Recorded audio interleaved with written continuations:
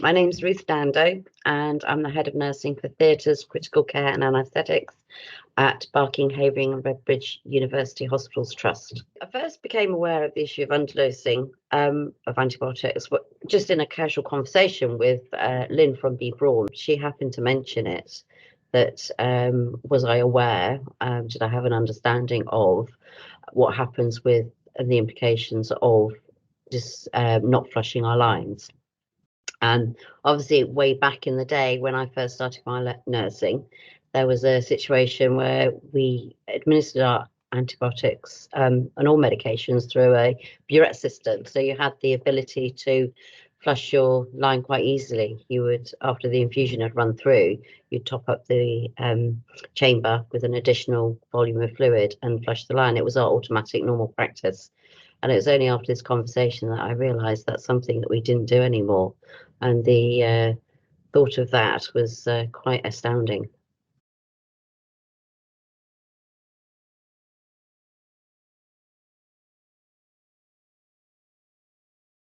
The key thing that, as to why we need to do this is from a patient safety perspective, and also in the short term getting somebody better quicker from their antibiotics, but also in the long term we've got not just us in our trust but nationally and globally there's a serious threat from antimicrobial resistance. So if everybody plays their part, it comes some small way into making things better for the future. When we give antibiotics, it's really important we give the full dose so that we fight the infection as hard as we can. If we're not giving the full dose, we're more likely to for the infection to continue, develop some resistance, and then we need to give another antibiotic to then try and get on top of the infection to help make the patient better. So all the time that we're not giving the full dose of antibiotics, we're increasing our risk of causing more antimicrobial resistance because we're having to use different antibiotics and more antibiotics. And as we're all aware, the more antibiotics you use, the higher the ability for bacteria to develop a resistance against it.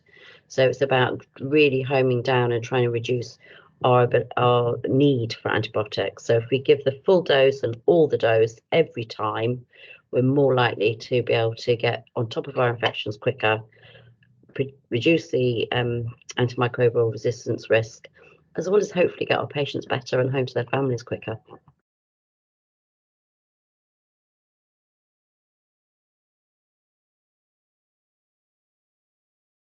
With the advent of bringing in infusion pump devices so that we could regulate through a machine how long we delivered our doses over, that was very much better for administering all infusions safely. But obviously those devices then did not have the ability to give additional flushes, and often the practice was once the dose had been delivered, then the infusion line would be taken down and discarded. Hence, we then started the practice of underdosing inadvertently. We thought we were obviously making things safer for our patients. It went unnoticed by many, but now we're aware of that this is a practice that has been lost that is really, really essential.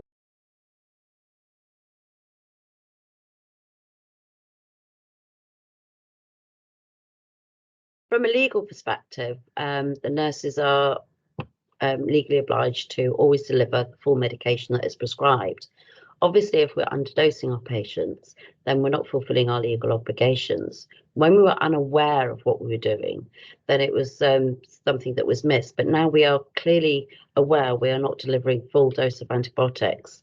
We're not fulfilling our legal requirements. And should a patient come to harm and we've underdosed them, then it may leave us open to questioning of our practice.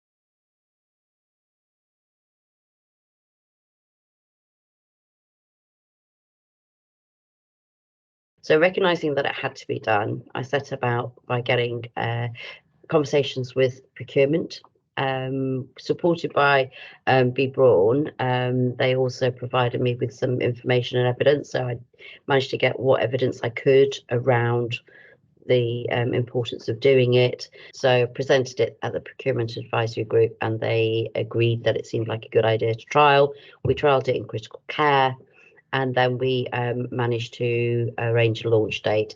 It took a little while because unfortunately we were still recovering from COVID and not quite business as usual. But over time, with the support of the company, we managed to get the practice embedded into ITU.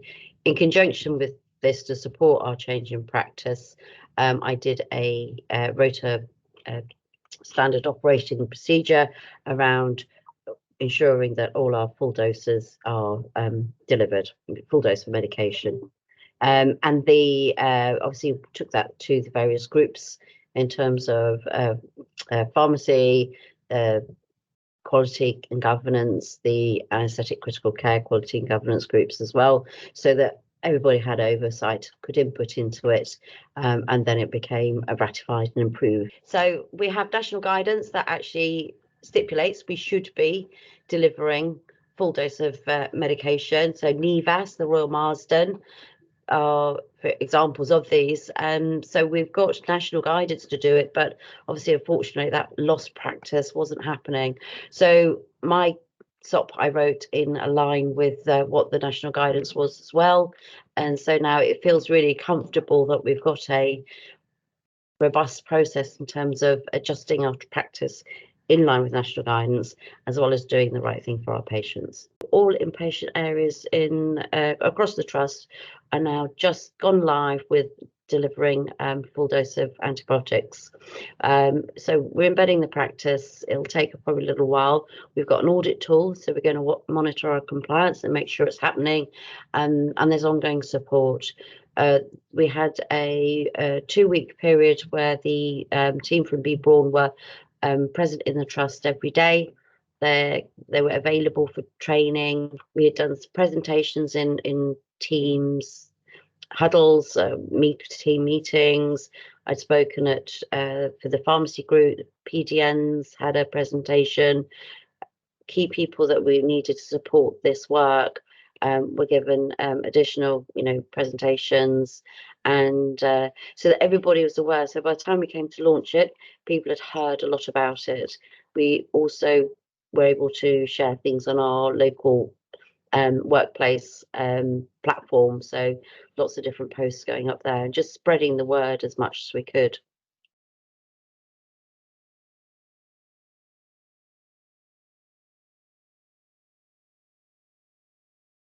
Once you explain to people why we need to do this, because it's so logical and sensible, they think absolutely, yes, this is what we need to do.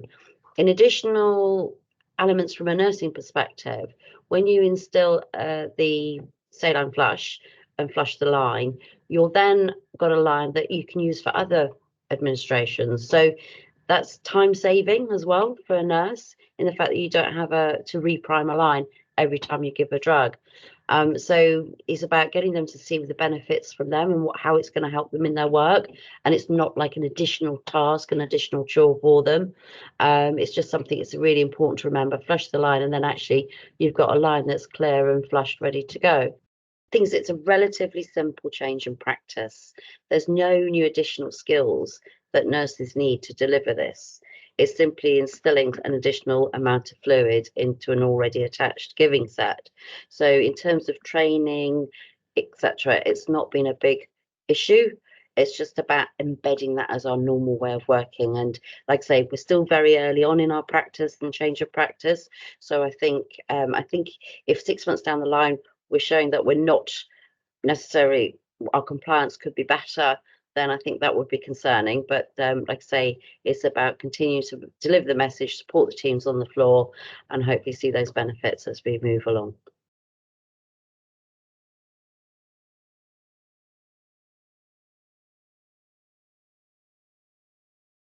So we're seeing improvements, hopefully, in patient outcomes. The fact that they get better quicker and hopefully don't deteriorate from their infections. We're looking to hopefully improve our ability to switch from intravenous antibiotic treatments to oral.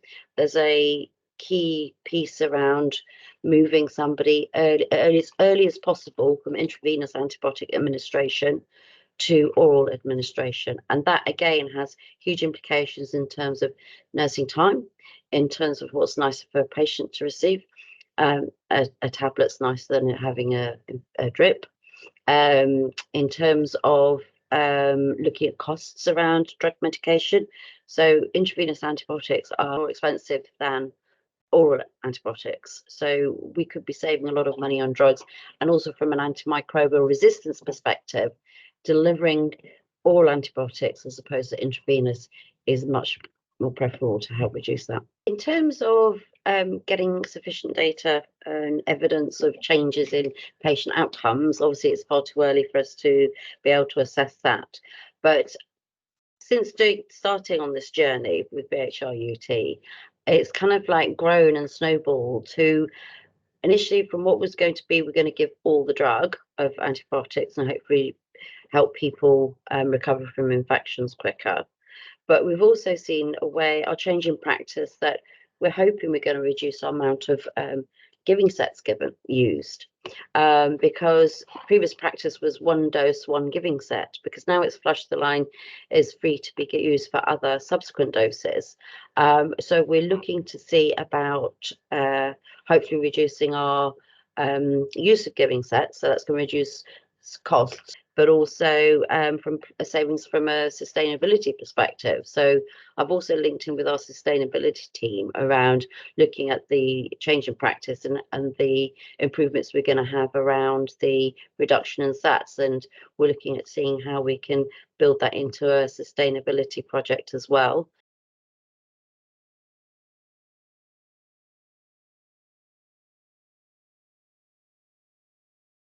So I think it's really important that patients and their carers are aware that when an intravenous medication is delivered to them, that it's really important that the nurse flushes that line. So if a patient is aware of that, and then they can check in with the nurse when they've finishing administrating that the line has been flushed. And obviously it's early days into changing the practice here, but it'd be lovely to get patients and their carers involved in supporting our ability to remember to do that. A kind reminder from our patients will really help us to get this practice right.